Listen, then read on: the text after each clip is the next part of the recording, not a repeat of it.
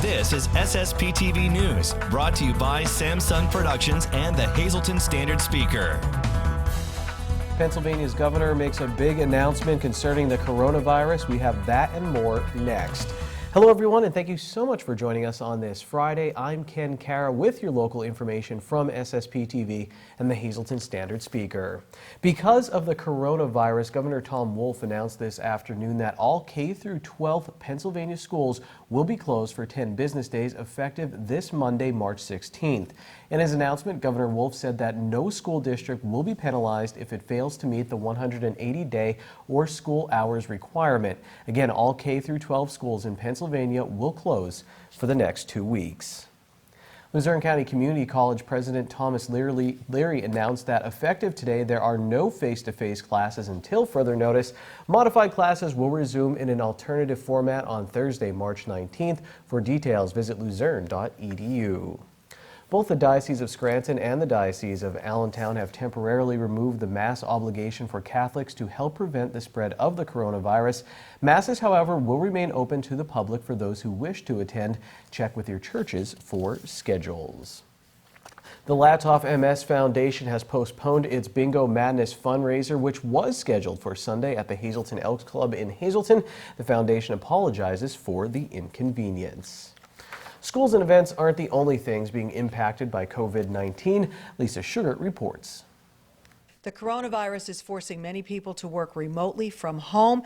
One of those people, our very good friend Charles McElwee. You know him as the vice president of the Greater Hazleton Historical Society, but he is an assistant editor with the City Journal at the Manhattan Institute in New York City. So obviously New York right now in an emergency situation. So you guys aren't going into the office. My colleague at the Manhattan Institute, Nicole Galinas, she has an article this afternoon in City Journal, and she makes a good point about, as she calls it, homebound.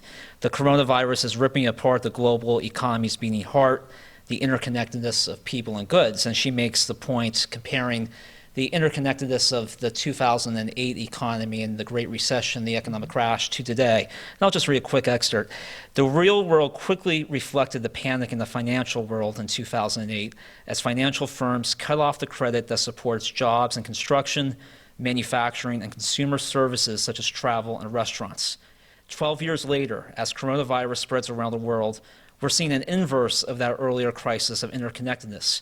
The coronavirus is abruptly ripping apart the intricate physical entanglements that exist among banks, but also among people and goods.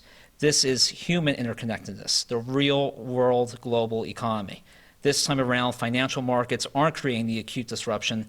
They are simply reflecting that this crisis is easier to understand, but it may be harder to fix. In some ways, this has just been a very bad 20-year run.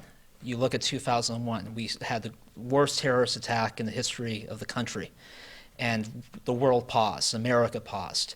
But we regrouped quickly because we were supporting restaurants, we were going out to baseball games, we were supporting our economy because it was a patriotic act to show the world what we could do in the face of that tragedy and that crisis. So things rallied quickly despite how horrible that day was. 2008, even though October 15, 2008 was devastating for the markets, life continued at its indifferent pace. Long term, it had devastating impacts, of course, our employment numbers going down, the industry, supply chains, but the world continued. This is very different. This is like the third crisis that we've seen since about 2001 where the world is pausing.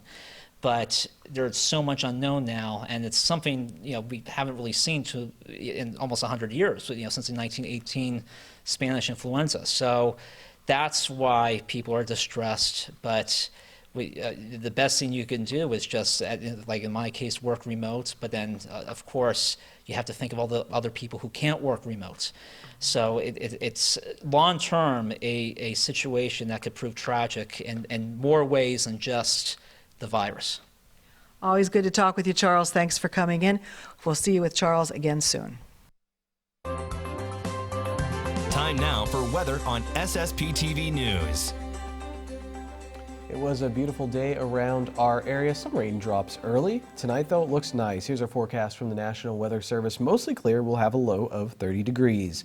The sun is out on Saturday with highs in the upper 40s. At night, mostly cloudy, low of 27 degrees. Sunday is sunny with a high near 40. We get down to 20 degrees at night with mostly clear skies. Mostly sunny for our Monday, high of 41. We do have a chance of snow after 2 a.m. on Monday night. Mostly cloudy, low of 29 degrees, 30% chance of precipitation. Same chance of precipitation for Tuesday with snow, possibly some rain showers. We will have a high of 48 degrees, and then Tuesday night, mostly cloudy, low of 33 degrees. Spring training for minor league baseball is suspended, and the start of the 2020 season has been delayed because of the coronavirus outbreak. The Scranton-Wilkes-Barre Rail Riders sent out a press release yesterday with the information. The team's president, John Adams, says the team is being vigilant in monitoring the information about COVID-19 and adds that the health and safety of the team's fans, employees, and baseball personnel is of the utmost priority. Minor league baseball is working with Major League Baseball to resume play when it is safe. No date for a return to play has been set. Penn State's Office of the Vice President for Commonwealth Campuses has decided to suspend all athletic-related activities. So that means that Penn State Hazleton baseball and softball will not play any other games this spring. The office described this as a fluid situation, adding they will provide updates if the plan changes. We reported yesterday that the PIAA suspended the state basketball tournaments for 2 weeks, and then they will reevaluate the situation. We still have the Tamaqua boys in the 4A tournament and the Monterey area girls in the 2A playoffs. The AAA state swimming meet was finished, but the AA meet was suspended for 2 weeks. Maddie Dando of Marion and North Schuylkill's Travis Denitis were set to compete in the AA meet. As for spring sports, the PIAA Executive Director, Dr. Robert Lombardi, says the decision to play or not is up to each school district. As of this broadcast, there has been no news about spring sports out of our local school districts.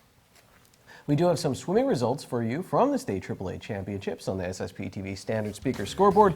The Hazleton area boys had some athletes at the event. Ryan Kovalik and Tony Goldstone will be featured in our in-depth sports story in a little bit. Kovalik placed 32nd in the 500 freestyle and Goldstone was 32nd in the 100 backstroke. The two were also on the 400 freestyle relay team that finished 30th along with Tommy Pollock and Antonio Diute.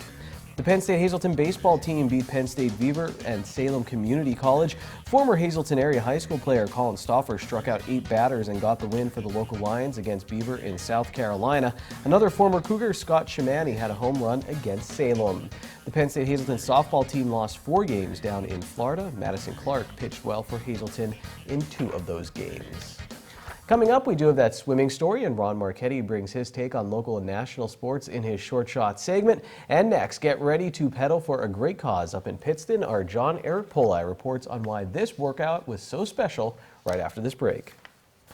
Good evening, everyone. Here's today's Talk of the Town. The VFW Auxiliary Post 8161 will be having an all-you-can-eat breakfast this Sunday from 7 a.m. until 12 noon. Tickets are $8 for adults and $4 for children under 10. This event is open to the public. The Beaver Meadows Volunteer Fire Company will be having a pizza sale every Friday until April 3rd. Pizzas will be $9 unbaked and $10 baked. Toppings are extra.